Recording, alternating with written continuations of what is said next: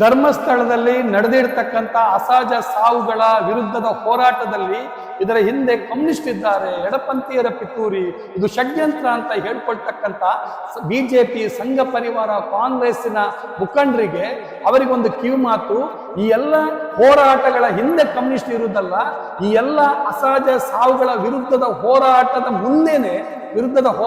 ಮುಂದೆನೆ ಕಮ್ಯುನಿಸ್ಟ್ ಇದ್ದಾರೆ ಅನ್ನುವಂಥ ಸತ್ಯ ಗೊತ್ತಿರಲಿ. ಎಲ್ರಿಗೂ ನಮಸ್ಕಾರ. ಇಡೀ ದೇಶದಾದ್ಯಂತ ರಾಜ್ಯದಲ್ಲೂ ಕೂಡ ಈಗ ಭಾರಿ ಸುದ್ದಿ ಆಗಿರ್ತಕ್ಕಂಥ ಧರ್ಮಸ್ಥಳದ ಒಂದು ಘಟನೆ ಏನಿದೆ, ಕಳೆದ ಹಲವಾರು ದಿನಗಳಿಂದ ಚರ್ಚಿತವಾಗಿರ್ತಕ್ಕಂಥ ವಿಚಾರಗಳು. ಇದರ ಬಗ್ಗೆ ಎಲ್ಲ ವಿಷಯಗಳನ್ನು ಒಂದು ಕೂಲಂಕುಷವಾಗಿ ನೋಡಬೇಕು, ಇದರ ಸತ್ಯಾಸತ್ಯತೆಯನ್ನು ಅರಿಬೇಕು. ಅದರ ಬದಲು ಇವತ್ತು ಬಿಜೆಪಿ, ಸಂಘ ಪರಿವಾರ ಬಹಳ ವ್ಯವಸ್ಥಿತವಾದಂಥ ಷಡ್ಯಂತ್ರವನ್ನು ಅವರು ಮಾಡ್ತಾ ಇದ್ದಾರೆ. ಯಾಕಂದ್ರೆ ಪ್ರತಿಯೊಂದು ಸಂದರ್ಭದಲ್ಲೂ ಇದರಲ್ಲಿ ಕಮ್ಯುನಿಸ್ಟರ ಕುತಂತ್ರ ಇದೆ, ಕಮ್ಯುನಿಸ್ಟರ ಷಡ್ಯಂತ್ರ ಇದೆ, ಏನೇನೆಲ್ಲ ಪಿತೂರಿಗಳಿದೆ. ಇಂಥ ಮಾತುಗಳನ್ನ ಬಹಳ ಪರ್ಟಿಕ್ಯುಲರ್ ಆಗಿ ಬಿಜೆಪಿಯ ನಾಯಕರುಗಳು, ಅದು ಸುನಿಲ್ ಕುಮಾರ್ ಇರಲಿ, ಅದೇ ರೀತಿ CT ರವಿ ಇರಲಿ, ಈಶ್ವರಪ್ಪ ಇರಲಿ, ಅಥವಾ ಇನ್ನಿತರ R ಅಶೋಕ್ ಇರಲಿ, ಇಂಥ ಅನೇಕ ಜನ, ಈಗ ನಿನ್ನೆ ಮಾತಾಡಿರ್ತಕ್ಕಂಥ ಛಲವಾದಿ ನಾರಾಯಣ ಸ್ವಾಮಿ, ಇವರೆಲ್ಲರೂ ಕೂಡ ಅಸಂಬದ್ಧವಾದಂತಹ ಹೇಳಿಕೆಗಳನ್ನ ಕೊಡ್ತಾ ಇದ್ದಾರೆ. ಮಾತ್ರವಲ್ಲ, ಇಡೀ ಘಟನೆಯನ್ನ ದಾರಿ ತಪ್ಪಿಸ್ತಾ ಇದ್ದಾರೆ. ಇವರು ಇಡೀ ಘಟನೆಯನ್ನ ನೋಡ್ಬೇಕು, ಸರಿಯಾದ ರೀತಿಯಲ್ಲಿ ಮಾತಾಡಬೇಕು. ಅದು ಬಿಟ್ಟು ಕಮ್ಯುನಿಸ್ಟರ ವಿರುದ್ಧ ಇಲ್ಲ ಸಲ್ಲದ ಆರೋಪಗಳನ್ನು ಮಾಡ್ತಾ ಇದ್ದಾರೆ. ನಾನೀಗ ಹೇಳಲಿಕ್ಕೆ ಹೊರಟಿರುವಂಥದ್ದು, ಯಾಕೆ ಇವರು ಕಮ್ಯುನಿಸ್ಟರ ವಿರುದ್ಧ ಆರೋಪಗಳನ್ನು ಮಾಡ್ತಾ ಇದ್ದಾರೆ, ಸತ್ಯ ಏನು ಅಂತದ್ದು. ಇದು ಕಮ್ಯುನಿಸ್ಟರ ಪಿತೂರಿ ಅಲ್ಲ, ಇದು ಷಡ್ಯಂತ್ರ ಅಲ್ಲ. ಕಮ್ಯುನಿಸ್ಟರು ಇದರ ವಿರುದ್ಧ ಸಮರಧೀರವಾದಂತಹ ಹೋರಾಟಗಳನ್ನ ಇವತ್ತು ನಿನ್ನೆ ಪ್ರಾರಂಭ ಮಾಡಿದ್ದಲ್ಲ. 70-80ರ ದಶಕದಿಂದ ಅಲ್ಲಿ ಹೋರಾಟಗಳನ್ನು ಮಾಡಿದ್ದಾರೆ. ಇಡೀ ಧರ್ಮಸ್ಥಳ, ಬೆಳ್ತಂಗಡಿ ತಾಲೂಕಿನ ಒಳಗಡೆ ಅಲ್ಲಿನ ಪಾಳೆಗಾರಿ ಶಕ್ತಿಗಳು, ಅಲ್ಲಿನ ಭೂಮಾಲಕ ಶಕ್ತಿಗಳು, ಅಲ್ಲಿನ ಜನಸಾಮಾನ್ಯರ ಮಧ್ಯೆ ಬಡವರ ಭೂಮಿಗಳನ್ನ ಅದನ್ನ ಏನು ಕಬ್ಜಾ ಮಾಡ್ಲಿಕ್ಕೆ ಹೊರಟಿರುವಂತ ಸಂದರ್ಭದೊಳಗಡೆ ಬರೀ ದೊಡ್ಡ ಹೋರಾಟ ಕಮ್ಯುನಿಸ್ಟರು ಆ ಕಾಲದಲ್ಲಿ ಮಾಡಿದ್ರು. ಇಂಥ ಹೋರಾಟಗಳನ್ನು ನಡೆಸಿಕೊಂಡು ಬರ್ತಕ್ಕಂಥ ಸಂದರ್ಭದ ಒಳಗಡೆ ಅಲ್ಲಿ ಗ್ರಾಮ ಪಂಚಾಯತ್ ಚುನಾವಣೆ ನಡೆಯುತ್ತೆ. ಅಲ್ಲಿ ಕಮ್ಯುನಿಸ್ಟ್ ನಾಯಕರಾಗಿರ್ತಕ್ಕಂತಹ ದೇವಾನಂದರವರು ಅಲ್ಲಿ ಚುನಾವಣೆಗೆ ಸ್ಪರ್ಧೆ ಮಾಡ್ತಕ್ಕಂಥ ಸಂದರ್ಭದಲ್ಲಿ ಇದೇ ಪಾಳೆಗಾರಿ ಶಕ್ತಿಗಳು ನೀವು ಚುನಾವಣೆಗೆ ನಿಲ್ಬಾರ್ದಂತೇಳಿ ಇವರ ಮೇಲೆ ಒತ್ತಡಗಳನ್ನ ಹಾಕ್ತಾರೆ. ಅಂತ ಸಂದರ್ಭ ಇವರು ಪಕ್ಷದ ತೀರ್ಮಾನ ಅಂತೇಳಿ ಬರೀ ದೃಢವಾಗಿ ನಿಂತು ಚುನಾವಣೆ ಸ್ಪರ್ಧೆ ಮಾಡ್ತಕ್ಕಂಥ ಸಂದರ್ಭದೊಳಗಡೆ ಇದೇ ಸಂಗಾತಿ ದೇವಾನಂದರ ಮಗಳು ಪದ್ಮಲತನ ಅವರ ಅಪಹರಣ ಆಗುತ್ತೆ. 52 ದಿನಗಳು ಈ ಹೆಣ್ಮಗಳು ಎಲ್ಲಿದ್ದಾಳಂತ ಗೊತ್ತಾಗಲ್ಲ. 53ನೇ ದಿವಸಕ್ಕೆ ಈ ಹೆಣ್ಮಗಳ ಏನು ಶವ ಪತ್ತೆಯಾಗುತ್ತೆ. ಅಂದ್ರೆ ಈ ರೀತಿ ಆ ಹೆಣ್ಮಗಳನ್ನ ಮಾನಸಿಕವಾದಂತ ಕಿರುಕುಳನ್ನು ನೀಡಿ ಅತ್ಯಾಚಾರ ಮಾಡಿ ಕೊನೆಗೆ ಅವರನ್ನ ಕೊಲೆ ಮಾಡತಕ್ಕಂಥ ಘಟನೆ ನಡೆಯುತ್ತೆ. ಇದು ಬೆಳ್ತಂಗಡಿ, ದಕ್ಷಿಣ ಕನ್ನಡ ಜಿಲ್ಲೆ ಮಾತ್ರ ಅಲ್ಲ, ರಾಜ್ಯದಾದ್ಯಂತ ಬಾರಿ ದೊಡ್ಡ ಸುದ್ದಿ ಆಗುತ್ತೆ. ವಿದ್ಯಾರ್ಥಿಗಳು, ಯುವ ಜನರು, ರೈತ ಕಾರ್ಮಿಕರು ಬೀದಿಗಿಳಿದು ಪ್ರಬಲ ಹೋರಾಟ ಅಂದಿನ ಪಾಳೆಗಾರಿ ಶಕ್ತಿಗಳ ವಿರುದ್ಧ ಈ ರಾಜ್ಯದ ಜನಗಳು ಮಾಡ್ತಾರೆ. ಇಂಥ ಹೋರಾಟಗಳು ನಡೆಯುತ್ತೆ. ಮಾತ್ರ ಅಲ್ಲ, ಆ ಸಂದರ್ಭದಲ್ಲಿ ಅಲ್ಲಿನ ಕಮ್ಯುನಿಸ್ಟ್ ನಾಯಕರಾಗಿರ್ತಕ್ಕಂಥ ಎಳಚಿತ್ತಾಯರು, KV ರಾವ್ ಸಂಗಾತಿ, ಅವರ ಮನೆ ಮೇಲೆ ದಾಳಿ ಆಗುತ್ತೆ. ಅವರ ಅಂಗಡಿಗಳನ್ನ ಬೆಂಕಿ ಕೊಟ್ಟು ಅದನ್ನ ಭಸ್ಮ ಮಾಡಲಾಗುತ್ತೆ. ಅವರ ಮೇಲೆ ಮಾರಣಾಂತಿಕವಾದಂತಹ ಹಲ್ಲೆಗಳು ನಡೆಯುತ್ತೆ. ಇವೆಲ್ಲವುಗಳನ್ನ ಮೆಟ್ಟಿ ನಿಂತು ಕಮ್ಯುನಿಸ್ಟರು ಅಂದಿನಿಂದ ಹೋರಾಟ ಮಾಡಿದ್ದಾರೆ. ಆನಂತರ ನಿರಂತರವಾಗಿ ಅಲ್ಲಿ ವೇದವಲ್ಲಿ ಒಂದು ಪ್ರಕರಣ ನಡೆಯುತ್ತೆ. ಆ ಒಂದು ಮಹಿಳೆಯನ್ನ ಅವರ ಮನೆಯಲ್ಲಿ ಅವರನ್ನ ಸುಟ್ಟು ಭಸ್ಮ ಮಾಡಲಾಗ್ತದೆ, ಕೊಲೆ ಮಾಡಲಾಗ್ತದೆ. ಅದೇ ರೀತಿ ನಂತರ ಆನೆ ಮಾವುತ ನಾರಾಯಣ, ಅವರ ತಂಗಿ ಯಮುನಾ, ಇವರ ಕೊಲೆ ನಡೆಯುತ್ತೆ. ಇಂಥ ಅನೇಕ, ನಂತರ ಕೊನೆಗೆ ಸೌಜನ್ಯ ಅಂತಕ್ಕಂಥ ಒಂದು ಹೆಣ್ಮಗಳ ಒಂದು ಅಪಹರಣ ಆಗುತ್ತೆ, ಕೊಲೆ ಆಗುತ್ತೆ, ಅತ್ಯಾಚಾರ ನಡೆಯುತ್ತೆ. ಇವೆಲ್ಲವುಗಳು ನಾವು ಕಂಡಿದ್ದೇವೆ. ಈ ಸೌಜನ್ಯ ಪ್ರಕರಣವನ್ನು ಕೂಡ ಪ್ರಪ್ರಥಮ ಬಾರಿಗೆ ಅದನ್ನ ವಿಚಾರ ತೆಗೆದು ಹೋರಾಟ ಮಾಡಿದವರು ಕಮ್ಯುನಿಸ್ಟ್ರೇ. ಈ ಸತ್ಯ ಗೊತ್ತಿರಬೇಕು. ನಿರಂತರವಾದ ಇವತ್ತಿನವರೆಗೆ ಆ ಹೋರಾಟದ ಹಿಂದೆ ಕಮ್ಯುನಿಸ್ಟ್ ಇದ್ದಾರೆ. ಅಂದ್ರೆ ಇಷ್ಟು ಮಾತ್ರ ಅಲ್ಲ, ಅಲ್ಲಿ ನಡೆದಿರ್ತಕ್ಕಂಥ ಎಲ್ಲಾ ಘಟನೆಗಳನ್ನ ಒಂದೊಂದಾಗಿ ಎಳೆಯಾಗಿ ಬಿಡಿಸಿಟ್ಟು ಹೋರಾಟಗಳನ್ನು ಮಾಡಿರುವಂತ ಕಮ್ಯುನಿಸ್ಟರು. ನೋಡಿ ಎಂಥ ಒಂದು ದೊಡ್ಡ ಸಂಗತಿ ಅಂತ ಹೇಳಿದ್ರೆ, ಭಾರತ ದೇಶದ ಒಳಗಡೆ ಸಾವಿರಾರು ಸಂಖ್ಯೆಯ ಪೊಲೀಸ್ ಸ್ಟೇಷನ್ಗಳಿದೆ. ಅಂಥದ್ರಲ್ಲಿ ಬೆಳ್ತಂಗಡಿ ಪೊಲೀಸ್ ಸ್ಟೇಷನ್ನ ಒಳಗಡೆ, ಆ ವ್ಯಾಪ್ತಿಯ ಒಳಗಡೆ 416 ಮಂದಿ ಅಸಹಜ ಸಾವುಗಳು ಪತ್ತೆ ಆಗುತ್ತೆ. ಅಲ್ಲಿ ದಾಖಲಾಗುತ್ತೆ ಆ ಸ್ಟೇಷನ್ನ ಒಳಗಡೆ. ಎಲ್ಲಿಯಾದ್ರೂ ಇದೆಯಾ? ಒಂದು ಸ್ಟೇಷನ್ನ ವ್ಯಾಪ್ತಿಯ ಒಳಗಡೆ 416 ಅಸಹಜ ಸಾವುಗಳು ಇವತ್ತು ಆಗುವಂಥದ್ದು, ಇದು ಗಂಭೀರ ವಿಷಯವಲ್ವಾ? ಇದರ ಬಗ್ಗೆನೂ ಕೂಡ ಸ್ವರ ಎತ್ತಿರ್ತಕ್ಕಂಥದ್ದು ಕಮ್ಯುನಿಸ್ಟ್ರೇ. ಈಗ ಅನೇಕ ಘಟನೆಗಳು ಇವತ್ತು ಅಲ್ಲಿನ ಅನನ್ಯ ಭಟ್ನ ಒಂದು ಹೆಣ್ಮಗಳ ಕೊಲೆ ಯಾಕಾಗತ್ತೆ? ಆನೆ ಮಾವುತ ನಾರಾಯಣ ಮತ್ತು ಅವರ ತಂಗಿ ಯಮುನರ ಕೊಲೆ ಯಾಕಾಗುತ್ತೆ ಅಂತ ಹೇಳುವಾಗ ಅದರ ಹಿಂದೆ ಇರ್ತಕ್ಕಂಥದ್ದು ಭೂಮಿಯ ಪ್ರಶ್ನೆ.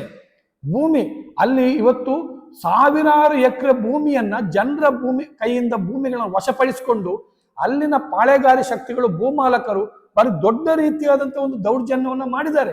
ಇದರ ವಿರುದ್ಧನೂ ಕೂಡ ಅಲ್ಲಿ ಕಮ್ಯುನಿಸ್ಟರು ಸ್ವರ ಎತ್ತಿದ್ದಾರೆ. ಅಂದ್ರೆ ಇಡೀ ಪ್ರಕರಣವನ್ನ ಏನು ಕದ್ದು ಮುಚ್ಚಿ ಕುತಂತ್ರ ಮಾಡಿ ಹಿಂದ್ಗಡೆ ನಿಂತು ಮಾಡಿದ್ದಲ್ಲ. ಕಮ್ಯುನಿಸ್ಟರು ಎಲ್ಲ ಘಟನೆಗಳನ್ನ ಬಹಿರಂಗವಾಗಿ ಹೋರಾಟಗಳನ್ನು ನಡೆಸ್ಕೊಂಡು ಬಂದಿದ್ದಾರೆ. ಇದು ಗೊತ್ತಿರಬೇಕು. ಈ ಎಲ್ಲ ವಿಚಾರಗಳನ್ನು ತೆಗೆದು ಅಲ್ಲಿ ಕಮ್ಯುನಿಸ್ಟರು ಮಾಡತಕ್ಕಂಥ ಹೋರಾಟಗಳ ಎಳೆ ಎಳೆಯಾಗಿ ಬಿಡಿಸಿ ನೋಡ್ಬೇಕು. ಇಂಥ ಸಂದರ್ಭದಲ್ಲಿ ಒಂದು ಎಲ್ಲ ಘಟನೆಗಳಾಗಿದೆ. ಒಂದು 416 ಅಸಹಜ ಸಾವುಗಳಲ್ಲಿ ಅಲ್ಲಿ ಸತ್ತವರು ಯಾರು? ಮುಸಲ್ಮಾನ ಹೆಣ್ಮಕ್ಳಿಲ್ಲ, ಕ್ರಿಶ್ಚಿಯನ್ರು ಹೆಣ್ಮಕ್ಳಿಲ್ಲ, ಹಿಂದೂ ಹೆಣ್ಮಕ್ಳೇ ಸತ್ತಿರ್ತಕ್ಕಂಥದ್ದು. ಬಾರಿ ಬಾರಿ ಹಿಂದೂಗಳ ಬಗ್ಗೆ ಮಾತಾಡ್ತಕ್ಕಂಥ ಬಿಜೆಪಿ ಸಂಘ ಪರಿವಾರದವರು ಯಾವತ್ತಾದ್ರೂ ಒಂದು ಸ್ವರ ಎತ್ತಿದ್ದಾರೆ ಇದರ ಬಗ್ಗೆ? ಸೌಜನ್ಯ ಹೆಣ್ಮಗಳು ಆ ಒಂದು ಕೊಲೆ, ಅಪಹರಣ, ಅತ್ಯಾಚಾರ ಘಟನೆಗಳು ಆ ಸಂದರ್ಭ ಆದಾಗ ಅದರ ವಿರುದ್ಧ ಯಾವತ್ತಾದ್ರೂ ಇವರು ಮಾತಾಡಿದ್ದಾರ? ಇಡೀ ಜನ ಸಮುದಾಯ ಎದ್ದಿದೆ, ಬಹಳ ದೊಡ್ಡ ಹೋರಾಟಗಳಾಗಿದೆ. ಯಾವತ್ತೂ ಕೂಡ ಬಿಜೆಪಿ ಮಾತಾಡಿಲ್ಲ. ಇದು ಗೊತ್ತಿರಲಿ. ಅಷ್ಟು ಮಾತ್ರ ಅಲ್ಲ, ಇವತ್ತು ಕಾಂಗ್ರೆಸ್ ಇವತ್ತಿಗೂ ಕೂಡ ಅಧಿಕಾರದಲ್ಲಿದೆ. ಕಾಂಗ್ರೆಸ್ ಮಾಡಿರ್ತಕ್ಕಂಥ ಅನ್ಯಾಯ ನೋಡಿ, ಇದು ದಾಖಲೆ ಸಮೇತ ಇವತ್ತು ಹೊರಬಿದ್ದಿದೆ. ವಸಂತ ಬಂಗೇರ್ರವರು ಆ ಸಂದರ್ಭದಲ್ಲಿ MLA ಆಗಿದ್ದಾಗ ಇಡೀ ಘಟನೆಯನ್ನು ಯಾವ ರೀತಿ ನೋಡಿದ್ರು, ಇಡೀ ಏನು ಪದ್ಮಲತಾ ಪ್ರಕರಣವನ್ನ ದಾರಿ ತಪ್ಪಿಸ್ತಕ್ಕಂಥವ್ರು ಯಾರು? ವಸಂತ ಬಂಗೇರ್ನ ದೊಡ್ಡ ಪಾತ್ರ ಇದೆ, ವಿನಯ್ ಕುಮಾರ್ ಸೊರಕೆ ಅವರದ್ದು ದೊಡ್ಡ ಪಾತ್ರ ಇದೆ. ಅದೇ ರೀತಿ ಇವತ್ತಿನವರೆಗೂ ಕೂಡ DKಶಿ ಅವರು ರಾಜ್ಯದ ಉಪಮುಖ್ಯಮಂತ್ರಿ, ಇವರದೇ ಸರ್ಕಾರ ಇದೆ, ಇವರೇ SIT ಅನ್ನು ರಚನೆ ಮಾಡಿದ್ದಾರೆ, ಇವರೇ ಇದು ಸರಿ ಇಲ್ಲ, ಇದು ಷಡ್ಯಂತ್ರ ಅಂತ ಹೇಳ್ತಾ ಇದ್ದಾರೆ. ಇವ್ರು ಏನ್ ಮಾತಾಡ್ತಾ ಇದ್ದಾರೆ? ಈ ಯಾರು ದಾರಿ ತಪ್ಪಿಸ್ತಾ ಇದ್ದಾರೆ?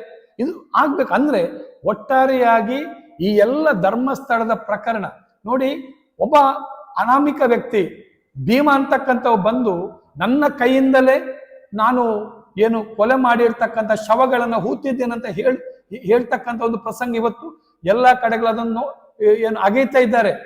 SIT ರಚನೆ ಆದ ನಂತರ ಇದನ್ನು ಅಗೈತಾ ಇದ್ದಾರೆ. ಇಂಥ ಸಂದರ್ಭದೊಳಗಡೆ ಸರ್ಕಾರ ಅದನ್ನ ಸರಿ ತಪ್ಪುಗಳ ಬಗ್ಗೆ ಸರಿಯಾದಂತ ಸಮಗ್ರವಾದ ತನಿಖೆ ಮಾಡಬೇಕು. ಸರ್ಕಾರವೇ ರಚನೆ ಮಾಡಿರ್ತಕ್ಕಂಥ SIT ತನಿಖೆ ಆಗುವಂತ ಸಂದರ್ಭದಲ್ಲಿ ಇವತ್ತು ಅಸಂಬದ್ಧ ಹೇಳಿಕೆಗಳನ್ನು ಯಾರ್ಯಾರ ಬಾಯಿಂದ ಕೊಡಿಸ್ತಾ ಇದ್ದಾರೆ. ಬಿಜೆಪಿಯವ್ರ ವಿರುದ್ಧ ಮಾತಾಡುದು, ಕಾಂಗ್ರೆಸ್ನವ್ರ ವಿರುದ್ಧ. ಏನಿದ್ರ ಅರ್ಥ? ಅದು ಇವ್ರು ಏನ್ ಮಾಡ್ಲಿಕ್ಕೆ ಹೊರಟಿದ್ದಾರೆ? ಇವು ಇಬ್ರು ಸೇರಿ ಯಾರ ಪರವಾಗಿದ್ದಾರೆ? ಇಡೀ ಧರ್ಮಸ್ಥಳ ಬೆಳ್ತಂಗಡಿಯ ಮುಂಡಾಸುಧಾರಿಗಳ ಪರವಾಗಿ ಇವರಿದ್ದಾರೆ. ಅಂದ್ರೆ ಸರ್ಕಾರ ನಡೆಸ್ತಕ್ಕಂಥವರೇ, ವಿರೋಧ ಪಕ್ಷದಲ್ಲಿ ಇರ್ತಕ್ಕಂಥವ್ರೆ ಇವರು ಅವರ ಪರವಾಗಿ ಇರ್ತಕ್ಕಂಥದ್ದು, ಮುಂಡಾಸುಧಾರಿಗಳ ಪರವಾಗಿ ಇರ್ತಕ್ಕಂಥದ್ದು. ಅಂದ್ರೆ ಇಡೀ ಪ್ರಾಣ ಕಳ್ಕೊಂಡಂತ ಹೆಣ್ಮಕ್ಕಳ ಪರವಾಗಿ ಇವತ್ತು ಯಾರು ಅನ್ಯಾಯಕ್ಕೆ ಒಳಗಾಗಿದ್ದಾರೆ ಅಂತ ಜನರ ಪರವಾಗಿ ಕಮ್ಯುನಿಸ್ಟ್ ಪಾರ್ಟಿ ನಿಂತಿದೆ, ಜನಸಾಮಾನ್ಯರು ನಿಂತಿದ್ದಾರೆ ಅಂತ. ಇವತ್ತು ವಿಧಾನಸಭೆಯಲ್ಲಿ ಏನೆಲ್ಲ ಚರ್ಚೆ ಆಗಿದೆ? ವಿದೇಶಿ ಹಣ ಹರಿದು ಬರ್ತಾ ಇದೆ, ವಿದೇಶಿ ಹಣದ ಬಗ್ಗೆ ಮಾತಾಡ್ತಾ ಇದ್ದಾರೆ ಇವರು. ಅಂದ್ರೆ ಒಟ್ಟು ಹೋರಾಟ ನಡೆಸ್ತಕ್ಕಂಥ ಹಿನ್ನೆಲೆಯನ್ನ ತನಿಖೆ ಆಗ್ಬೇಕು. ನಾವು ಹೇಳ್ತಾ ಇದ್ದೇವೆ ಇಡೀ ಘಟನೆಗಳನ್ನ ನೀವು ಕೂಲಂಕುಷವಾಗಿ ನೋಡ್ಬೇಕು, ಸರ್ಕಾರ ನಡೆಸ್ತಕ್ಕಂಥ ನೋಡ್ಬೇಕು, ತನಿಖೆ ಆಗ್ಬೇಕು. ಇವತ್ತು ಹೋರಾಟಗಾರರನ್ನ ದಾರಿ ತಪ್ಪಿಸ್ತ ಕೆಲಸ ಆಗ್ತಕ್ಕ ಸಂದರ್ಭದಲ್ಲಿ ಇಡೀ ಘಟನೆಯ ಹಿಂದೆ ಎಷ್ಟು ಹಣ ಬಂದಿದೆ? ಇವತ್ತು ವಿದೇಶಿ ಹಣ ಅಂತ ಹೇಳ್ತಾ ಇದ್ದಾರಲ್ಲ, ಇವತ್ತು ಈ ಘಟನೆಗಳ ಪರವಾಗಿ ಇವತ್ತು ಬ್ಯಾಟಿಂಗ್ ಮಾಡ್ತಾ ಇದ್ದಾರೆ ಬಿಜೆಪಿ ಕಾಂಗ್ರೆಸ್ನವರು. ಇವರಿಗೆ ಬಂದಿರ್ತಕ್ಕಂಥ ಹಣದ ಮೂಲ, ಚುನಾವಣೆಗೆ ಇವರಿಗೆ ಒಬ್ಬೊಬ್ಬರಿಗೆ 50 ಕೋಟಿ 100 ಕೋಟಿ ಬಂದಿದೆ, ಬೆಳ್ತಂಗಡಿ ಧರ್ಮಸ್ಥಳದಿಂದ ಬಂದಿದೆ. ಅದರ ಬಗ್ಗೆನೂ ತನಿಖೆ ಆಗ್ಬೇಕು. ಅಂದ್ರೆ ಇವರು ಸುಖ ಸುಮ್ಮನೆ ಇವರು ಮಾತಾಡ್ತಾ ಇಲ್ಲ. ಇವತ್ತು ಧರ್ಮಸ್ಥಳದ ಪರವಾಗಿ ಏನು ಅಲ್ಲಿ ಧರ್ಮಸ್ಥಳ ಕ್ಷೇತ್ರ ಅಪವಿತ್ರ ಆಗಿದೆ. ಅರೆ, ಎಲ್ಲಿ ಅಪವಿತ್ರ ಆಗಿದೆ? ದೇವಸ್ಥಾನದ ಬಗ್ಗೆ ಯಾರು ಮಾತಾಡಿದ್ದಾರೆ? ಅಲ್ಲಿನ ಒಂದು ಪವಿತ್ರ ಕ್ಷೇತ್ರ ಅಂತ ಏನು ಹೇಳ್ತಾ ಇದೆ, ಅದರ ಬಗ್ಗೆ ಯಾರು ಮಾತಾಡಿಲ್ಲ. ದೇವರ ಬಗ್ಗೆ ಯಾರು ಮಾತಾಡಿಲ್ಲ. ಆ ಇಡೀ ದೇವಸ್ಥಾನದ ಬಗ್ಗೆ ವಿಚಾರ ಅಲ್ಲ ಇದು. ಅಲ್ಲಿ ನಡೆದಿರ್ತಕ್ಕಂಥ ಘಟನೆಗಳ ಬಗ್ಗೆ ನೀವು ಮಾತಾಡಿ. ಮತ್ತೆ ಏನೆಲ್ಲ ಇಡೀ ಘಟನೆ ಬಗ್ಗೆ ಕ್ರಿಶ್ಚಿಯನ್ರನ್ನೆಲ್ಲ ತಂದ್ರು, ಮುಸಲ್ಮಾನರನ್ನೆಲ್ಲ, ಪಾಪ ಅವರೇನು ತಪ್ಪು ಮಾಡಿದ್ದಾರೆ, ಯಾಕೆ ಅವ್ರನ್ನ ಹೇಳ್ತಾ ಇರಬೇಕು? ಮೊನ್ನೆ ಕಾಂಗ್ರೆಸ್ನ ನಾಯಕರೊಬ್ಬರು ಹೇಳಿರ್ತಕ್ಕಂಥ ಮಾತು ಏನು, ದೇವಸ್ಥಾನದಲ್ಲಿ ಮಸೀದಿಯಲ್ಲಿ ಶವಗಳನ್ನು ಹೂಳೋದಿಲ್ವಾ, ಚರ್ಚಿನಲ್ಲಿ ಶವಗಳನ್ನು ಹೂಳೋದಿಲ್ವಾ? ಏನ್ರಿ ಅಸಂಬದ್ಧ ಮಾತುಗಳು, ಏನ್ ಅಸಂಬದ್ಧ ಮಾತುಗಳು? ಈ ಮಸೀದಿಯಲ್ಲಿ ಎಲ್ಲಿ ಅಧಿಕೃತವಾಗಿರ್ತಕ್ಕಂಥ ಸ್ಮಶಾನ ಇದೆ, ಅವರಿಗಾಗಿ ಅದಕ್ಕೆ ದಫನ ಮಾಡ್ಲಿಕ್ಕೆ ಒಂದು ದಫನ ಭೂಮಿ ಇದೆ. ಚರ್ಚಿನಲ್ಲೂ ಕೂಡ ಅಲ್ಲಿ ಪ್ರತ್ಯೇಕವಾದಂತ ಕಾನೂನುಬದ್ಧವಾಗಿ ಕೆಲವು ಚರ್ಚಿನಲ್ಲಿ ಅವರು ಕ್ರಿಶ್ಚಿಯನ್ರು ಅನ್ನುವ ಕಾರಣಕ್ಕೋಸ್ಕರ ದಫನ ಮಾಡಲ್ಲ. ಅವರಿಗೆ ಒಂದು ಚರ್ಚ್ ವ್ಯಾಪ್ತಿ ಇದೆ, ಅವರಿಗೆ ಅವರದೇ ಆದಂತ ಒಂದು ಸರೌಂಡಿಂಗ್ ಇದೆ. ಅಲ್ಲಿ ಮಾತ್ರ ಅಂತ ಶವಗಳನ್ನ ಅವರು ದಫನ ಮಾಡುದು. ಇಂಥ ಕಾನೂನುಬದ್ಧವಾಗಿ ಚರ್ಚಿನಲ್ಲಿ, ಮಸೀದಿಯಲ್ಲಿ ಕ್ರಿಶ್ಚಿಯನ್ರು, ಮುಸಲ್ಮಾನರು ಮಾಡ್ತಕ್ಕಂಥ ಸಂದರ್ಭದೊಳಗಡೆ ಅವರನ್ನ ಯಾಕೆ ಕೇಳಿ ತರಬೇಕು? ಅವರನ್ನ ಯಾಕೆ ಅಂದ್ರೆ ದೇವಸ್ಥಾನದ ಒಳಗಡೆ ಆ ರೀತಿ ಇದೆಯಾ? ಏನೆಲ್ಲ ಮಾತಾಡ್ತಾ ಇದ್ದಾರೆ? ಹಿಂದೂಗಳ ಏನು ಸಂಸ್ಕಾರ ಮಾಡ್ತಕ್ಕಂಥದ್ದು, ಅದಕ್ಕೆ ಪ್ರತ್ಯೇಕವಾದ ಹಿಂದೂ ರುದ್ರಭೂಮಿಗಳಿದೆ. ಅಲ್ಲಿ ದೇವಸ್ಥಾನದಲ್ಲಿ ಅಲ್ಲಿ ಏನು ಶವಗಳನ್ನ ಹೂತಿದ್ದಾರೆ ಅಂತ ಯಾರು ಹೇಳಿಲ್ಲ.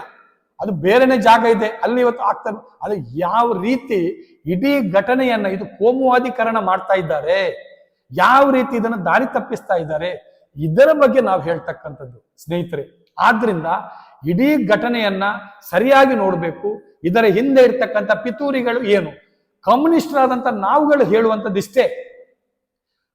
ಪದ್ಮಲತಾ ಪ್ರಕರಣ, ವೇದವಲ್ಲಿ ಪ್ರಕರಣ, ಆನೆ ಮಾವುತ ನಾರಾಯಣ ಅವರ ತಂಗಿ ಯಮುನಾ, ಅನನ್ಯ ಭಟ್, ಸೌಜನ್ಯ, ಇವರೆಲ್ಲರ ಘಟನೆ ಏನಿದೆ ಇವತ್ತಿನವರೆಗೆ ಯಾರು ಕೊಲೆ ಮಾಡಿದ್ದು, ಯಾರು ಏನು ಎತ್ತ ಅಂತ ಆಗ್ಲಿಲ್ಲ. ಇದು ಪತ್ತೆ ಹಚ್ಚಲಾರದ ಘಟನೆಗಳನ್ನ ನೀವು ಪತ್ತೆ ಹಚ್ಚಬೇಕು. ಇದು ಏನು ಅಂತ ಆಗ್ಬೇಕು. ನಾವು ಅದನ್ನ ಹೇಳ್ತಾ ಇದ್ದೇವೆ. ನೀವೆಷ್ಟು ಗುಂಡಿಗಳನ್ನ ಅಗೇರಿ ಅಲ್ಲಿ ಶವಗಳು ಸಿಕ್ಕಿದೆಯಾ ಸಿಕ್ಕಿಲ್ವಾ ಅದು ನೀವು ಪ್ರತ್ಯೇಕ, ಅದನ್ನ ನಾವು ಮಾತಾಡ್ತಾ ಇಲ್ಲ. ನಾವು ಇದನ್ನ ಮಾತಾಡ್ತಾ ಇದ್ವಿ. ಇದರ ಬಗ್ಗೆ ನ್ಯಾಯ ಕೊಡಿ, ನಿರ್ದಿಷ್ಟ ಘಟನೆಗಳ ಬಗ್ಗೆ ಮಾತಾಡಿ. ಇದು ಒಂದು. ಎರಡನೇದಾಗಿ ಇವತ್ತು ಅಲ್ಲಿರ್ತಕ್ಕಂಥ ಭೂ ಹಗರಣ, ಅಲ್ಲಿ ಭೂಮಿಯನ್ನ ಕಬ್ಜಾ ಮಾಡಿ ಜನಸಾಮಾನ್ಯರ ಅನ್ಯಾಯ ಆಗಿದೆ.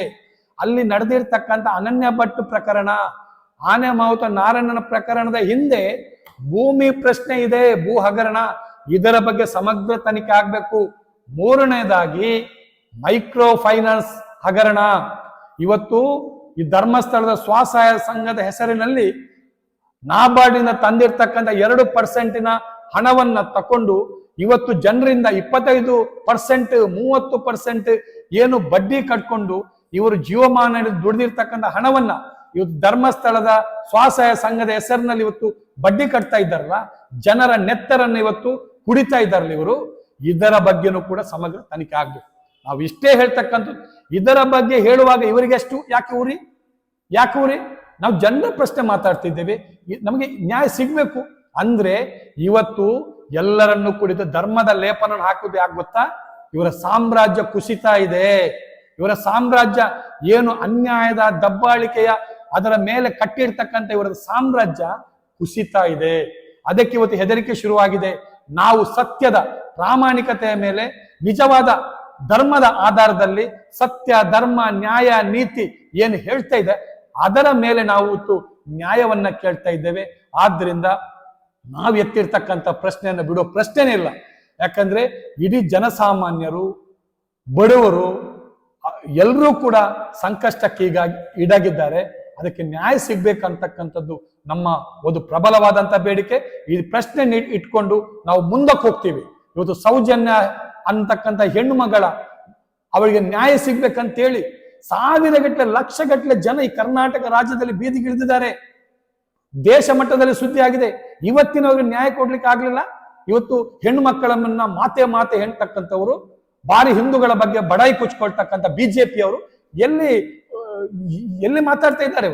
ಎಲ್ಲಿ ಮಾತಾಡ್ತಾ ಇದ್ದಾರೆ? ಮಾತಾಡ್ಲಿ ಇವರು ನಿಜವಾಗಿ ಏನು ಅನ್ಯಾಯ ಮಾಡಿರ್ತಕ್ಕಂಥ ಜನರಿಗೆ ರಕ್ಷಣೆ ಅಲ್ಲ, ಮುಂದಸ್ತಾರಿಗಳ ಪರವಾಗಿ ಮಾತಾಡೋದಲ್ಲ, ಇಲ್ಲಿನ ಅನ್ಯಾಯಕ್ಕೊಳಗಾದಂತ ಜನರ ಪರವಾಗಿ ಇವರು ಮಾತಾಡಬೇಕು. ಬಿಜೆಪಿ, ಕಾಂಗ್ರೆಸ್ ಎಲ್ಲರೂ ಅವರ ಪರವಾಗಿದ್ದಾರಲ್ಲ, ನೀವು ಮಾತಾಡಿ.